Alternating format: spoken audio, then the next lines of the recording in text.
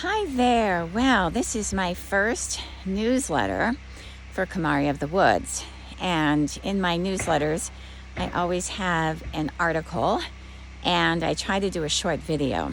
So for this first one, just want to say some things about this retreat. So I'm walking along the road to the cottages.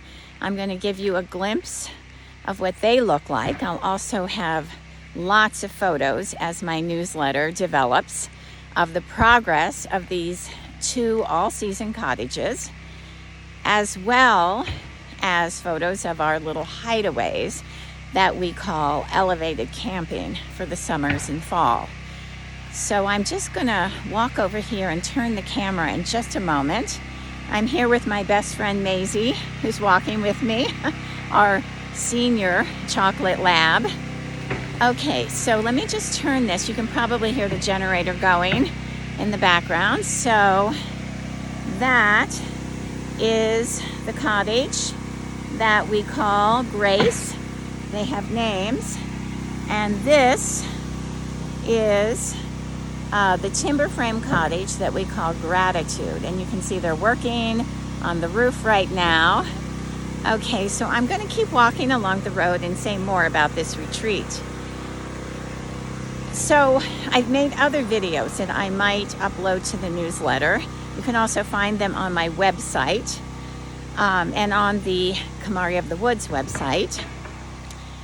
And essentially, the vision and the dream of this retreat grew out of this passion that we have for this particular place in Vermont, in Stratford, Vermont. Almost 52 acres of land that's really remote and very wooded. You can see I'm walking along the road here. It's a very well-developed road. The trees that you see here that came down in order to get those electrical poles in, which was our first GoFundMe that we did to get electricity to the land. My son and I have lived here for probably about 9 years.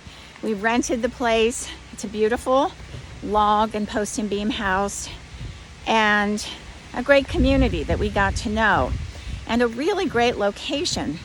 And as we rented this place for a long time, about 7 years, we felt the positive energy of this land. And we knew that if we had the opportunity to buy it, which we did in November 2020, that we had to bring people here in a very healing sort of way, mostly because of the forest and the energy of the trees. Many of you watching this video, reading my newsletters, everything, Facebook friends, you know that being in the forest really supports the de-stressing of our life. It really provides much more than the oxygen to our lungs. It provides this place that holds us and sometimes holds our grief and our pain. So you may also know that when I left my full-time teaching position at Goddard College, a place I love dearly, I pointed my work in the direction of supporting women around healing from grief, women over 50. And I love that work. I am doing it remotely, or virtually, I should say, mostly through Zoom gatherings, some with groups and some individual sessions.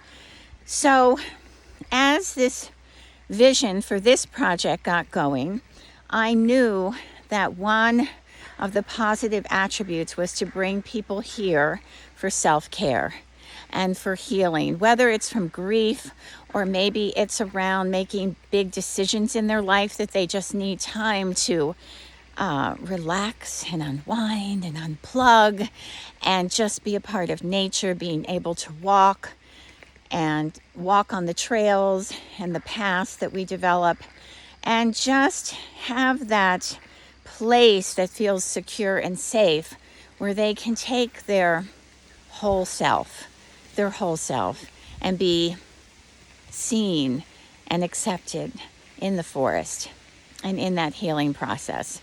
or in that visionary process. We also have talked about bringing writers and artists here, musicians, to compose their songs and their ballads. And I know that process well too. As a visual artist, you need to have that place of silence in yourself, and to kind of just turn down the volume of your life so that you can be creative. And so all of these factors came into our vision. And over the past couple of years, my son and I have been slowly building this vision, this culture, this community that we see here. And so part of it is about bringing people for a stay, overnight stay, maybe for a whole week. Maybe someone would want to rent one of the all-season cottages that are getting built now for a whole month. Probably we wouldn't rent it longer than a month because we do want to have that flow of individuals coming here and feeling really supported. So the plan is for 3 all-season cottages. We probably have the money right now to finish the 2 that we've begun that are really beautiful. And then we also decided to support summer and fall stays, that we would create these little hideaways. We call them hideaways, and we call it elevated camping. So you can see they're not attached to the land. I don't know if you can see that. They're kind of on these, I'm not sure I'm pointing in the right direction, but on these skids. And so they can be moved. And they are going to have composting toilets. We are figuring out how to, which I actually think will be a pretty easy thing, get them hooked up to a spring that we're putting in. And that's on the lower part of the property where most of them are going to sit. This particular one is a very special one because it kind of connects the lower road to the upper road. Lower road where these hideaways are, upper road where the all-season cottages sit. And ultimately, our goal for maybe next spring, we hope to build a 30-foot yurt at the mouth of the property as people are coming in. And that will be a community space, a space for daily yoga classes, a 3 p.m. meditation every day, maybe some evening classes and weekend programs. And we really hope that teachers in the area, yoga teachers, meditation teachers, coaches, wellness professionals, maybe those who are skilled in reading trees and the wilderness, will also be a part of this retreat to offer their services for a fee that individuals either who are staying here or a part of this local Upper Valley, Vermont community can also participate in. So it's really about nurturing the needs of individuals. And we've seen this a lot, right, with the pandemic and how things have socially isolated so many of us, and also taught us different ways of communicating and different ways of building community. So in a really intentional way, we are hoping to bring people here for healing in many different ways. Now, let me clarify. This is not what some people might refer to as a mental health facility. We're not thinking of it that way. We're really thinking of the individuals who come here to be healing in their own individual ways around self-care practices. Okay, so either, participating in meditation walks. We're going to have places along the trails where people can just sit quietly. And then something really remarkable happened just on Monday of this week that I'll share with you. We have very dear friends, the Crow sisters, Wiccans, who are up in the Northeast Kingdom. I've been very close to them for a long time because my partner, John Young, that I was incredibly close with, and my children. And John transitioned on to his other life in 2010. And these Crow sisters really supported me through that grieving process and through the transition of moving on without John physically in my life, but I know he's always there. And quite honestly, I believe, and Sandy, one of the Crow sisters, even said this on Monday when she was here on the land, that John is here, and this would have been his vision of what he saw as a healing practice in his life. He was quite a remarkable person. And if you ever pick up my book, you'll read more about John.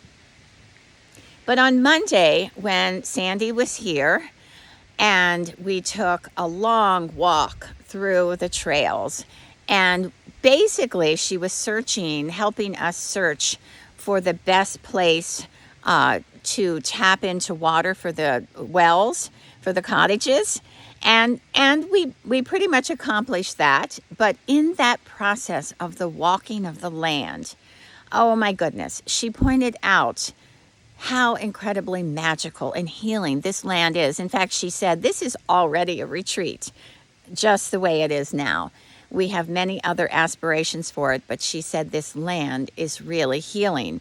And the fact that my son and I have been here for so long, she also felt that we have kind of settled the land in the sense of rooting ourselves here, but also rooting a sense of place here.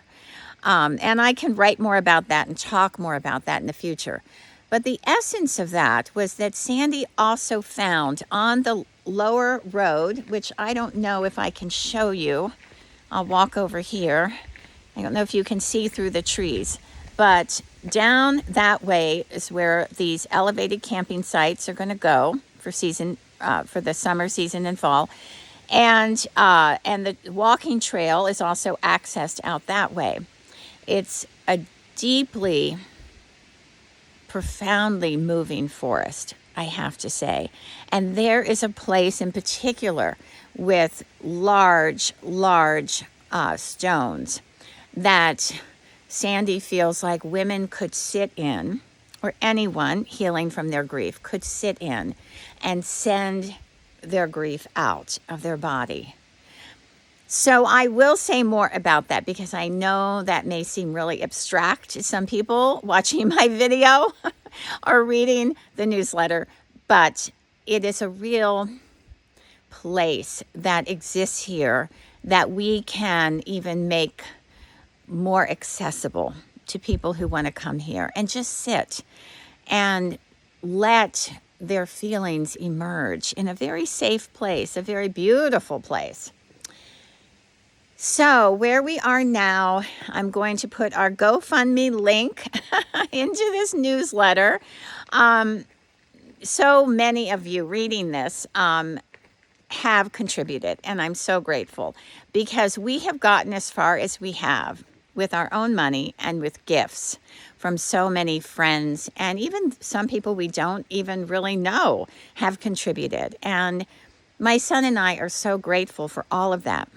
One of the obstacles that we're overcoming, and I'm confident we will overcome it, is that we had our commercial septic permits and also the building permit to get started. But, a few glitches along the way in order to access a line of credit with a group called the Vermont VEDA, the Vermont Economic Development Authority. We also have to go through an Act 250 permit process, and that's about land use in Vermont, which I will tell you upholds the integrity of our land in Vermont. I'm not opposed to it. I didn't think it was something we had to go through, but because we are over 10 acres, they told us we had to. So we're doing it. And it's going to be submitted within the next week. And we hope to get through that smoothly. And also, it also triggered the town to let us know that we needed to do another permit process called the conditional use process permit, and we've submitted that, and by the end of September we should hear something about that. I'm also confident we'll make it through that process.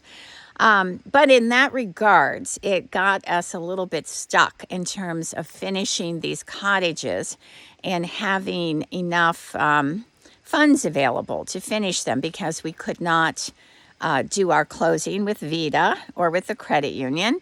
I'm sure it's going to happen, but that's another reason why I put up a GoFundMe page. I mean, I just extended it and gave an update about the yoga yurt and everything. So if anybody feels like contributing, or if you know somebody that might want to contribute, please send them to our GoFundMe page, or they can write to me directly. My email is on this newsletter, kumari@kumariofthewoods.com. And I'm happy to give tours. I'm happy to have a phone conversation, a Zoom meeting. If anybody is an investor looking at a place to put a large chunk of money, let us know. And even those small amounts of money, I want you to know like how enormously grateful we are. I mean, it has gotten us to this place already that I feel is moving us in such a positive direction. It is quite magical. And sometimes I get really emotional about how powerful it is in this place in Vermont. I wrote my first book about moving to Vermont and how intentional it was in my life and how healing it was in my life to be in a place that honestly most people who come to Vermont, they come because they want to be here. It's not always a place that people get relocated for work. I mean, we do have industries here, but it's mostly a place that people reach a point in their life that they know Vermont calls to them in some way. And then what happens is we get to meet all of those Vermonters, generation after generation. Some reach all the way back to the indigenous people of Vermont. And when you begin to meet those individuals and be a part of their communities and be accepted and respected, just as much as I feel we should obviously respect them, that is where the real work of community and collaboration happens. And that is quite honestly what we hope will happen here too. I mean, we're visitors here in this land, on this property, and in this forest. It doesn't really belong to us. And however we can nurture it and build in a way that's not disturbing the way the forest needs to be preserved, that is so important to us. And so that is Kumari of the Woods.